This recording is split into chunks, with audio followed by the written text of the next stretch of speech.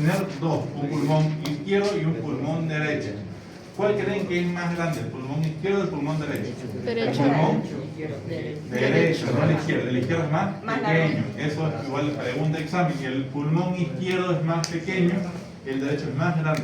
Pero ¿por qué el pulmón izquierdo es más chiquito y el derecho es más grande si los dos son parecidos, similares? Por el hígado.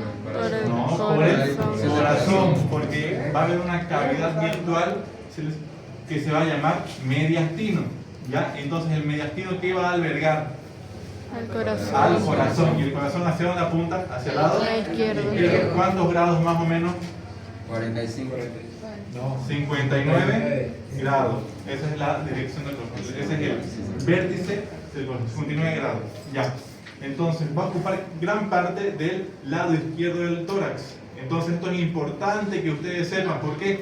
Porque ya va a ver cuando ustedes lleguen en tercer año de semiología, a ustedes les va a tocar interpretar una radiografía.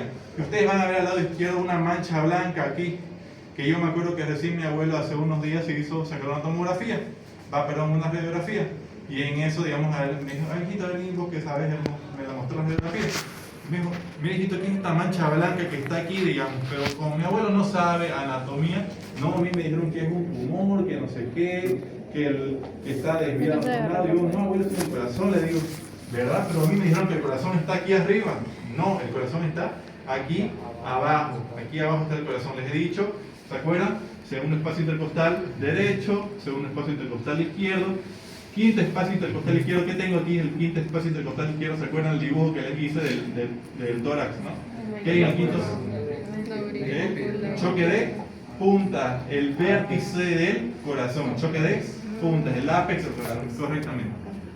Y aquí en el lado, en el ángulo séptimo espacio intercostal, en mi tórax derecho, voy a encontrar el ventrículo derecho. Ya.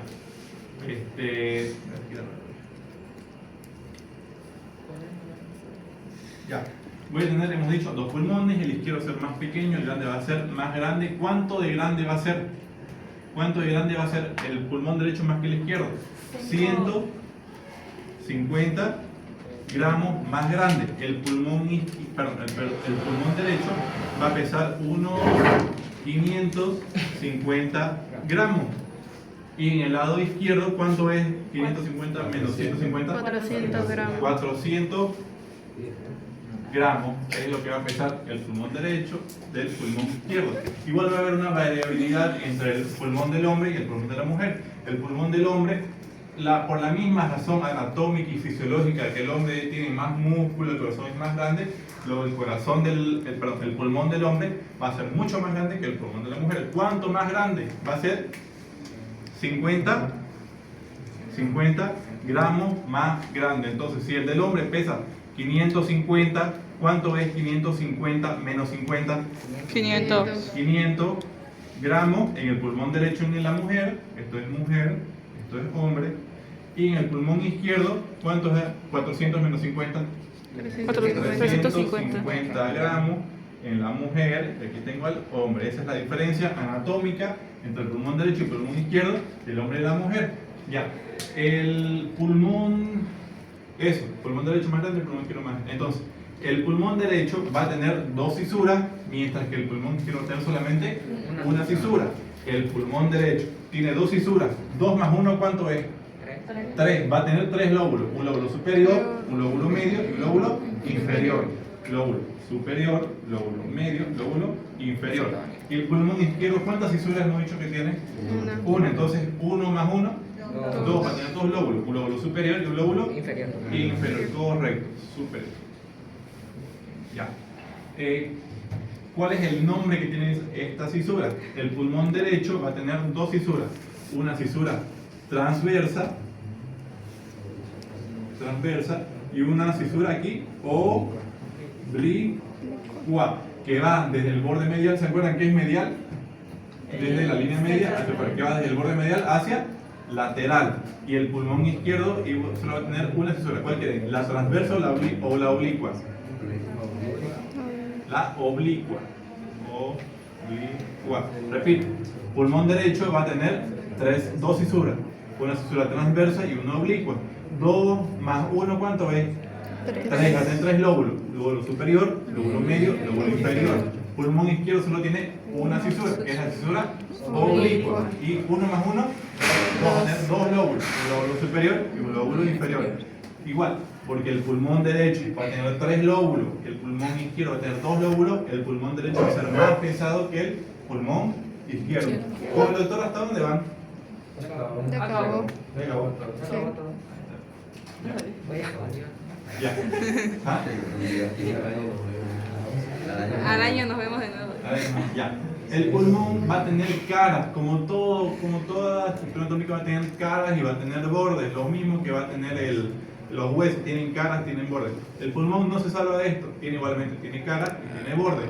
Va a tener un borde lateral que va a ser hacia afuera, o borde externo, también llamado borde costal. ¿Y cuál es la característica? Que en este borde externo o costal, aquí van a haber impresiones intercostales. ¿Por qué?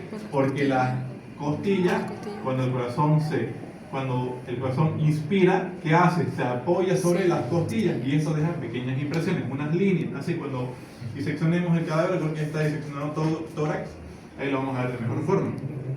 Ya, hemos hecho un borde externo. Va a tener una base, o también llamada cara diafragmática. ¿Por qué? Porque va a estar en relación con el diafragma. ¿Qué es el diafragma? Un músculo. Un músculo. ¿De qué se crea este músculo?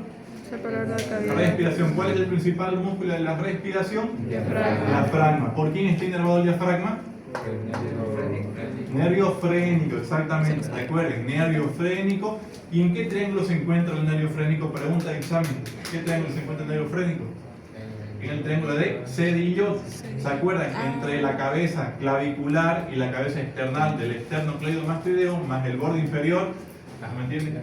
Aquí tengo la clavícula, aquí tengo la horquilla external, aquí viene el esternocleidomastoideo, tiene una cabeza external y tiene una cabeza clavicular. En medio de estas dos cabezas y el borde superior de la cara superior de la clavícula, aquí se forma un triángulo, se llama triángulo de Cedillo. ¿Cuál es el contenido del triángulo de Cedillo? Nervio frénico. ¿De qué se encarga el nervio frénico? De inervar al diafragma. Ahora, este diafragma, cuando se contrae, ¿qué creen que hace? Cuando se contrae el diafragma, ¿va a subir o va a bajar? ¿Por qué va a bajar? Porque al contraerse desciende y hace que el pulmón sea más grande. La inspiración, pregunta de examen, el diafragma hacia dónde se contrae, hacia abajo, y los pulmones se expanden. Y cuando yo expiro, cuando yo saco todo mi aire de mis pulmones, mi diafragma está subiendo para que aquí el espacio de mis pulmones y mi caja torácica disminuya y el aire que está contenido aquí sea liberado. Entonces tengo contracción del diafragma, jala hacia abajo, mis pulmones se inflan, relajación del diafragma, mi diafragma sube y hace que el espacio disminuya en la caja torácica y los pulmones se presionen y saquen el aire. ¿Ya? Llego al despacio, ahorita les explico el diafragma, así rapidito. El diafragma va a constar de dos pilares. Tengo un pilar derecho y un pilar izquierdo. Así va a ser el diafragma. Va a tener un pilar derecho y un pilar izquierdo. Aquí voy a encontrarme las vértebras. Aquí tengo vértebra, su cuerpo, vértebra, su cuerpo, vértebra, su cuerpo. Ya. Va a tener dos pilares, un pilar derecho y un pilar izquierdo. El pilar derecho va a ir desde T12, que va a ser T12 hasta L1. Y en cambio el pilar izquierdo va a ir desde L1, va a ir un poquito más larguito, desde L1 hasta L2. El pilar derecho, este es pilar. Pilar derecho va hasta T12, L1, y el pilar izquierdo va desde L1 hasta L2. Entonces el pilar izquierdo va a ser un poquito más grande que el pilar derecho. Ahora, este espacio que ven aquí entre el pilar derecho y el pilar izquierdo, aquí va a formarse un espacio. ¿Para qué yo necesito este espacio? Para que aquí esté pasando una estructura. Pregunta de examen: ¿qué pasa entre el pilar derecho y el pilar izquierdo del diafragma? ¿Qué pasa por ahí? Va a pasar la aorta abdominal. En el diafragma voy a tener tres agujeros. Uno aquí y otro aquí. Y este diafragma va a tener tres folios. Un folio anterior, un folio anterior, un folio derecho y un folio izquierdo. Repito, folio anterior, folio derecho y este es un folio izquierdo. Bien, entre el folio, ajá, va claro. Este es un folio derecho. Este es un folio izquierdo. Ya.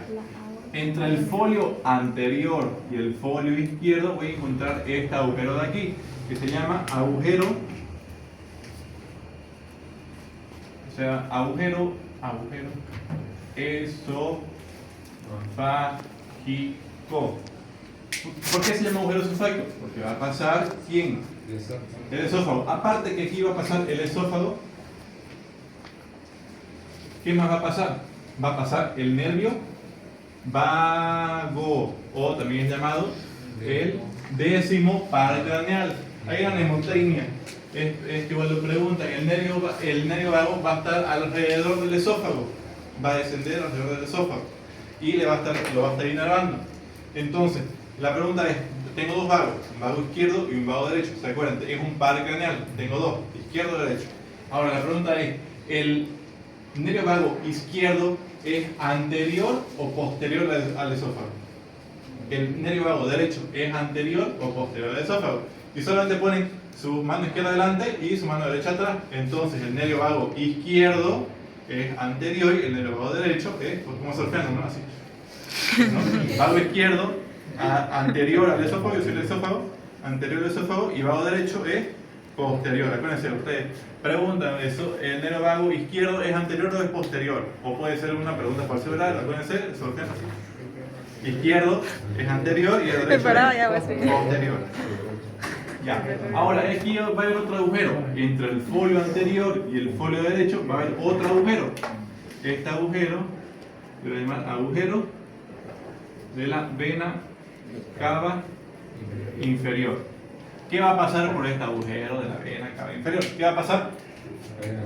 Exactamente, la vena cava inferior. Aparte que pasa la vena cava inferior, ¿qué más va a pasar por ahí? Un conducto el cual va a estar conduciendo la linfa, el cual empieza o se origina el conducto de Beckett.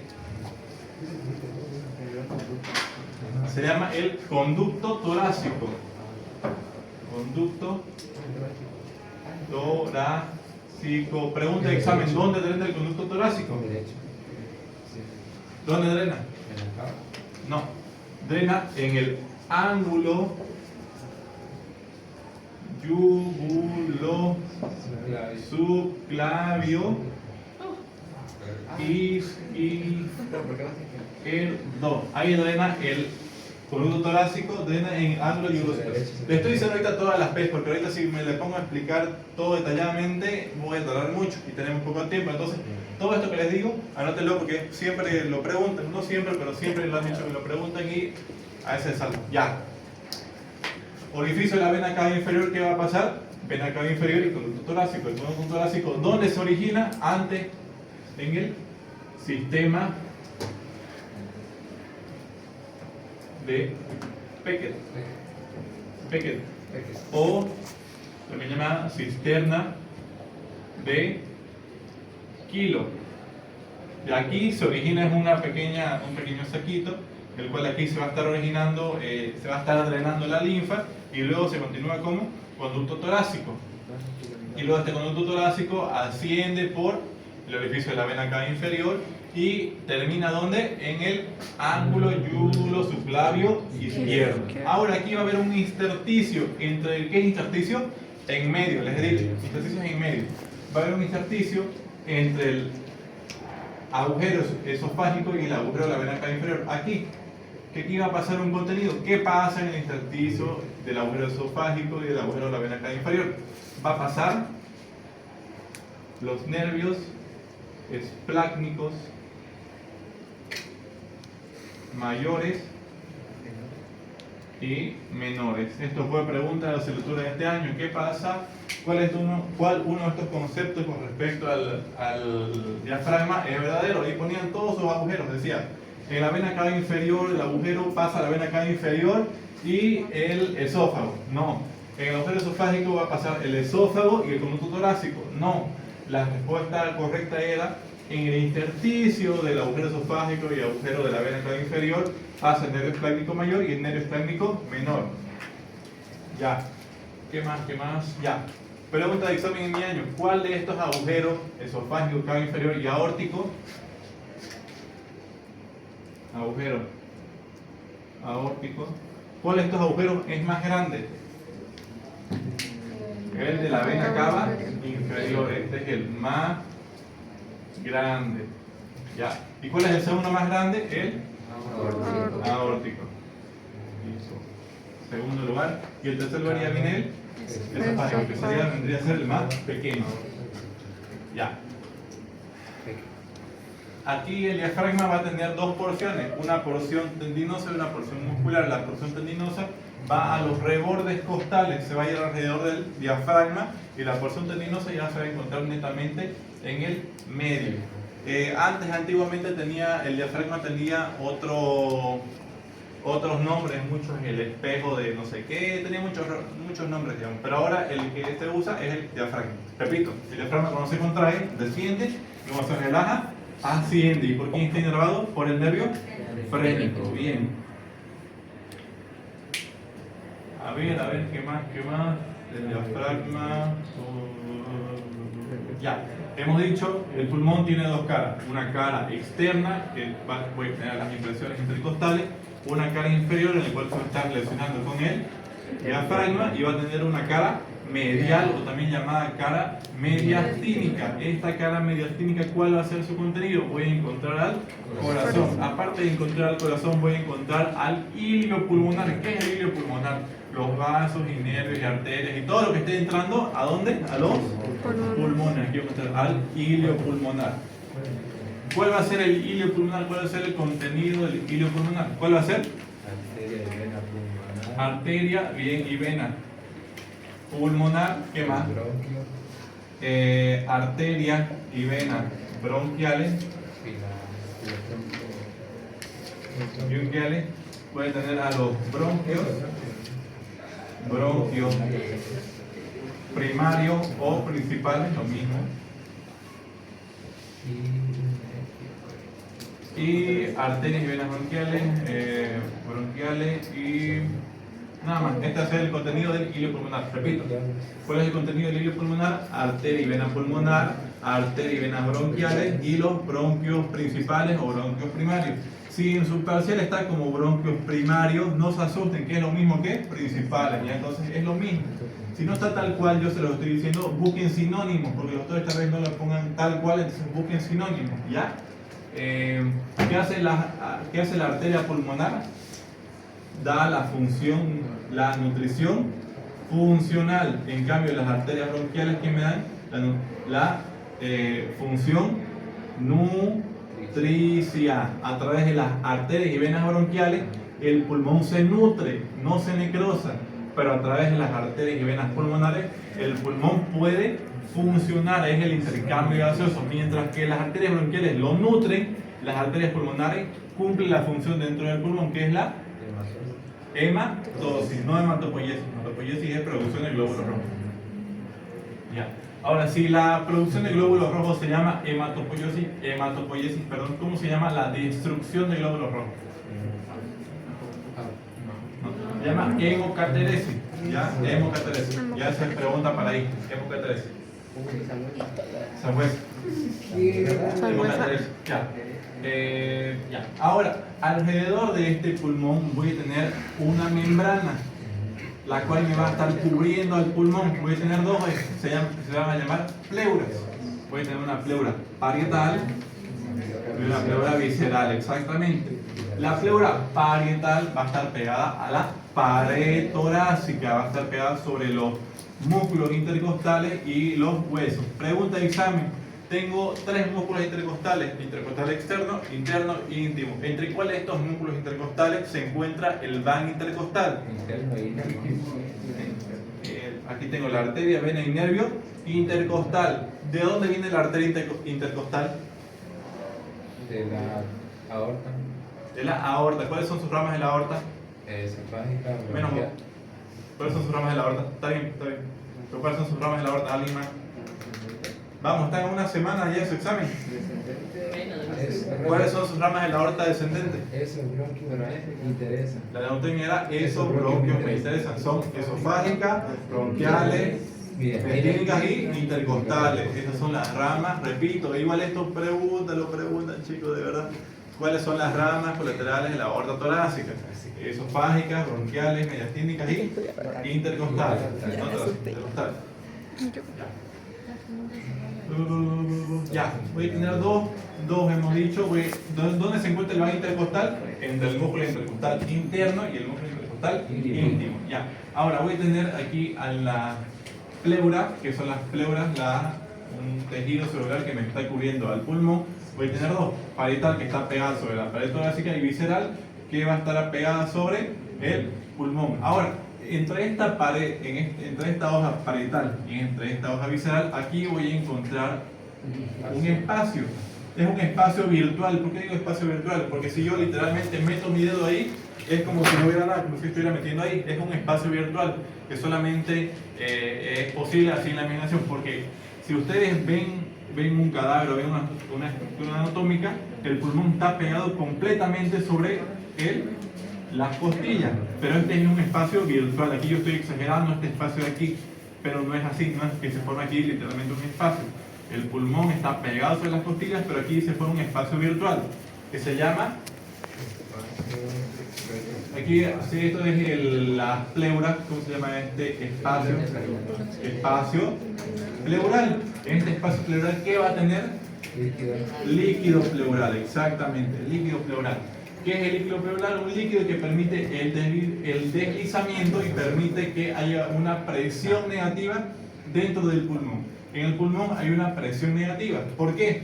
Porque para que nosotros podamos respirar necesita entrar aire, y para eso necesita el pulmón presión negativa. Porque si no hubiera presión negativa, ¿qué va a pasar? Mi aire no podría entrar ahí. ¿Y cómo funciona esta presión negativa? Cuando mi diafragma desciende, va a hacer que aquí mis pulmones, la presión que aquí es 0 normalmente, descienda ¿a dónde? A menos 1 milímetro de, perdón, no es milímetro, es 1 centímetro de agua.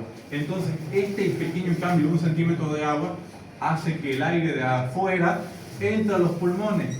Una vez se mantiene los pulmones, ocurre el intercambio gaseoso, ya se comenta desde menos 1 hacia más 1 centímetro de agua. ¿Mediante qué?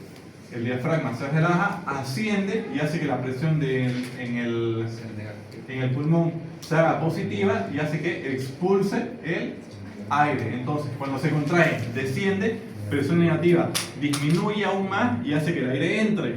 Cuando el pulmón se relaja, el pulmón asciende y hace que la presión en el pulmón sea positiva y hace que el aire salga de mis pulmones. Ya. En este líquido espacio pleural va a haber un líquido pleural que va a ser aproximadamente unos 50 mililitros. ¿Cuántos 50 mililitros?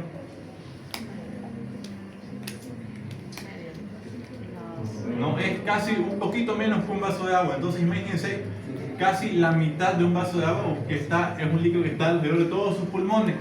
Entonces es muy poco líquido para todo esto. Entonces, ¿qué pasa cuando mi líquido aumenta en mi espacio pleural? Tiene nombre. Cuando está aumentado el líquido, aumento de líquido, o sea, líquido me quiero referir a agua.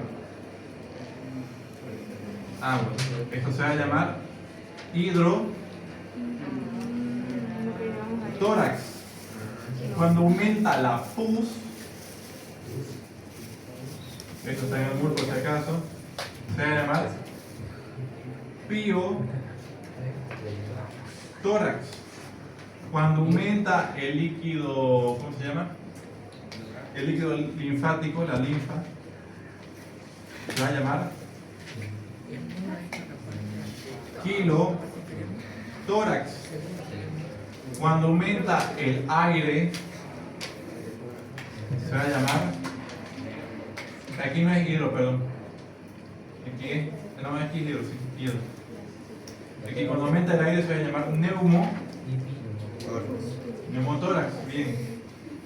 Y cuando aquí aumenta la sangre, cuando hay sangre en el líquido pleural, ¿cómo se llama?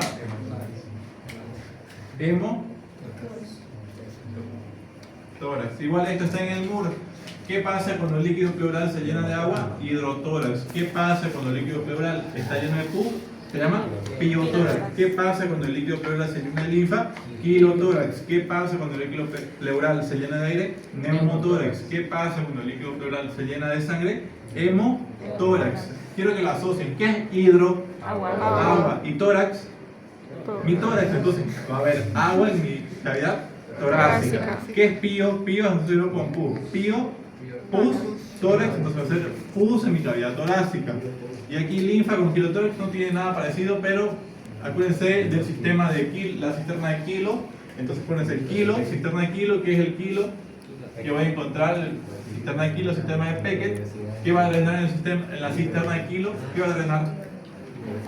La linfa. Entonces aquí voy a encontrar la linfa. Kilo, acuérdense con la cisterna de Kilo, ¿qué va a drenar en la cisterna de Kilo? Linfa. Entonces, Kilo, tórax, va a haber linfa en mi cavidad torácica.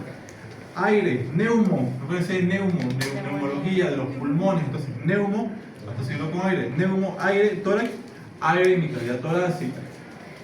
Hemo, ¿qué quiere decir hemo? De la hemoglobina. Sangre, de la hemoglobina, exactamente. Hemo, sangre, tórax, va a haber sangre en mi tórax. Hemotórax, va a haber sangre aquí en mi líquido pleural. Entonces, estas 1, 2, 3, 4, 5 palabritas, apréndanselas: cuál es de agua, cuál es de pus, cuál es de linfa, cuál es de aire, cuál es de sangre. Está en el muro. Ya. A ver, ¿qué más? Ya, ahora la segmentación broquial, que esto es un poquito más complicado. Venga, Pita, por favor.